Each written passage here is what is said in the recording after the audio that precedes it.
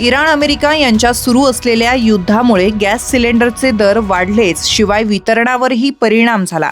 पण पेट्रोल आणि डिझेलचा पुरेसा साठा असून भाव इतक्यात वाढण्याची शक्यता नाही, असा दावा पेट्रोल डीलर वेलफेअर असोसिएशनचे नाशिक जिल्हा उपाध्यक्ष दिनेश धात्रक यांनी केला आहे. पेट्रोल डिझेल टँकरची सागरी मार्गानं वाहतूक होते. युद्धजन्य परिस्थिती असल्यानं टँकरवर हल्ला होण्याची भीती आहे. त्यामुळे पेट्रोल डिझेल टँकरची वाहतूक थांबवली आहे. तरीही कोणतीही अडचण निर्माण होणार नाही. अजून 50 ते 60 दिवस पुरेल इतका साठा उपलब्ध असल्याचं धात्रक यांनी सांगितलं. सध्या तरी कोणत्याही प्रकारचा तुटवडा नाही, किमतीही वाढण्याची शक्यता नाही.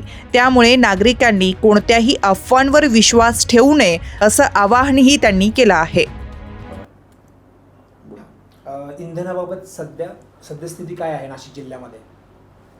आपल्याला तर नक्की माहीत आहे की गेल्या काही दिवसापासून अमेरिका आणि इराणचं युद्धजन्य स्थिती चालू आहे.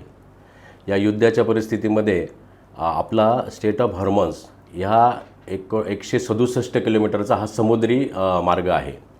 हा समुद्री मार्ग असल्यामुळे काय होतं की तिथे बाकीचे जे शिप असतात, आपले टँकर्स असतात, ते आज तिथून प्रवास करत नाही आहे. कारण की युद्धाच्या याच्यात कोणीही तिथे हमला जर केला तर त्यांचं नुकसान होईल आणि इन्शुरन्स कंपन्याही त्या रूटवरून जाणाऱ्या सगळ्या शिपचं इन्शुरन्स काढत नाही आहे.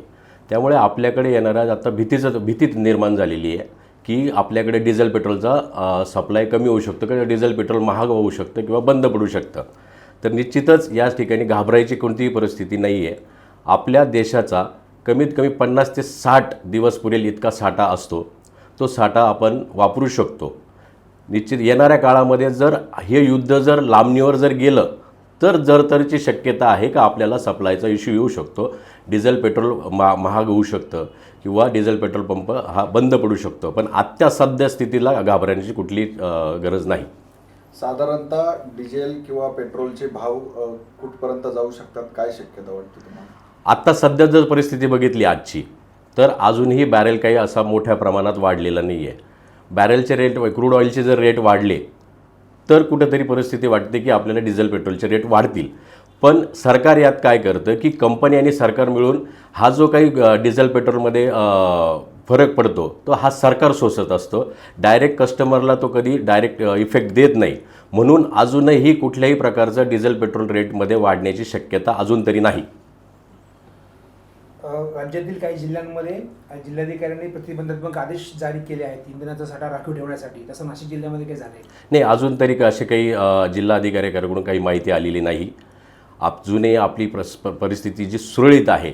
फक्त काही ठिकाणी जे पंप बंद आहे असं कुठंतरी जाणून येतं आहे. तर हा कुठल्याही प्रकारचा याचा युद्धाचा याचा काही संबंध नाही. डिझेल पेट्रोल आपल्याकडे अजूनही सुरळीत आहे. भविष्यात काही दिवसानंतर जर हे युद्ध कंटिन्यू जर चालू राहिलं तर अडचण येऊ शकते.